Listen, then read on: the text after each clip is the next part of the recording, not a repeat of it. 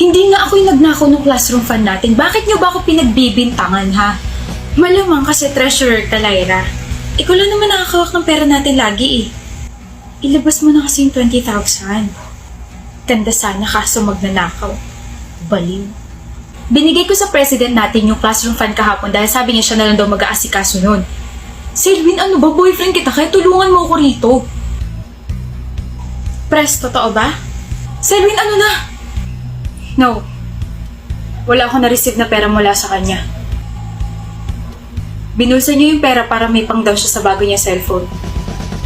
She even blackmailed me. Nahihiwalay niya ako pag sinabi ko sa inyo.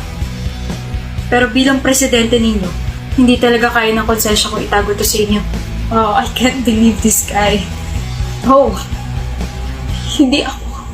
Hindi yan yung totoo. Sorry, Lyra. Hindi porket girlfriend kita ikukonsintin ko ng ginawa mo.